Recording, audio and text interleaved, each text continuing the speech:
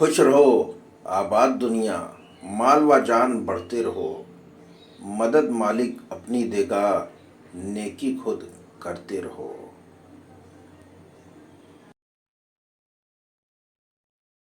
अब खाना नंबर 7 को कहा गया गृहस्थ की चक्की।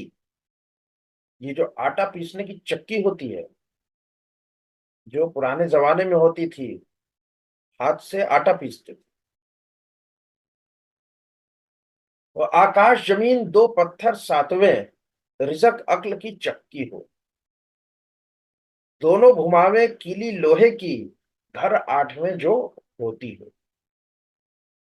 तो आकाश किसे बोल रहे हैं? बुद्ध को। ये जो ऊपर वाला पार्ट है जिसमें मूवमेंट होता है, चक्की, ये क्या होती है कि एक फिक्स रहता है, गड़ा रहता है धरती में एक पत्थर, और दूसरा पत्थर उस पे जो है वो मोबाइल रहता है, मूवेबल रहता है।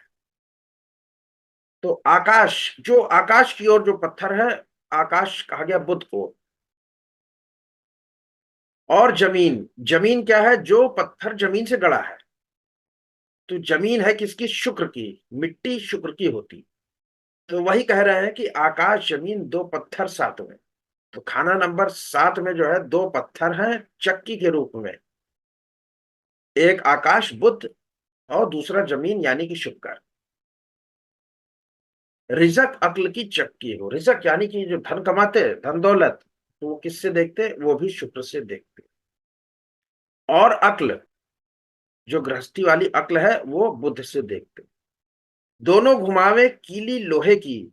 एक कील होती है, एक सेंटर होता है, उसमें कील होती है, उस पे चक्की घूमती है। तो ये कील जो है, ये देखा जाता है आठवें घर में। आठवें घर से कील देखते। और वैसे कील होती है किसकी? केतु की। तो जब केतु का उपाय करते, तो कील दरिया में बहाते। ये जिसके घर में जंग लगी, कील भर भर के पड़ी होती, उसका केतु खराब होता।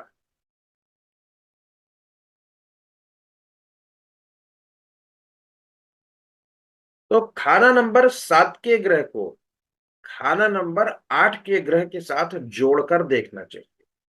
क्यों? क्योंकि ये जो कील है, ये जो ग्रह की चक्की है, खाना नंबर 7 में जो ग्रह बैठ गया, उसको जोड़ के देखना है किससे? खाना नंबर 8 में जो ग्रह बैठा हो।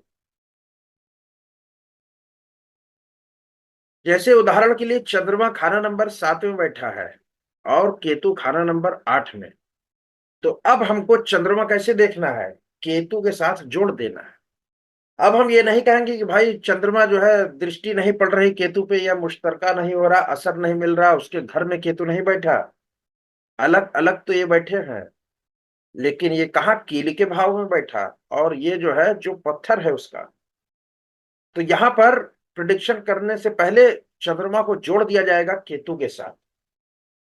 तो अब चंद्रमा को ग्रहण लग जाएगा, या फिर केतु ही बर्बाद हो जाएगा। तो जिस ग्रह का बलाबल अधिक होगा, जिसकी मात्रा अधिक होगी व्यक्ति के शरीर में, जो ग्रह जितनी मात्रा में होगा, उस हिसाब से यहां पर असर करते। तो जो भी ग्रह खाना नंबर 7 में बैठा है, अगर कोई ग्रह खाना नंबर 8 में है, तो उस ग्रह का असर वहां जाएगा। उसको जोड़ दीजिए, फिर प्रिडिक्शन की। अब चंद्रमा है यहाँ पे, केतु से जुड़ जा रहा है, तो चंद्रमा खराब हो रहा है, माता को तकलीफ होने लगी। सौरभ जी, क्वेश्चन है। हाँ, मानो बताइए। कि हाँ, खाना नंबर 7 में दो तीन ग्रह है, और खाना नंबर 8 में दो तीन ग्रह है, तो सबको कैसे जोड़ मिलाएंगे? दीजिए, सबको जोड़ना है ना? हाँ, ठीक। हाँ।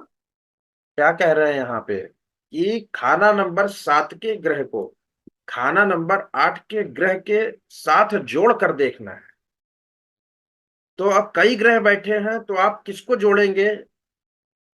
जिसका टाइम चल रहा है, जिसका अरसा चल रहा है, जिसकी उम्र चल रही है, या उस ग्रह की तकलीफ आ रही है, तो आप तुरंत जोड़ के देखेंगे कि चंद्रमा की तकलीफ आ रही है और केतु बैठा 8 में, तो आप तुरंत केतु को जोड़िए।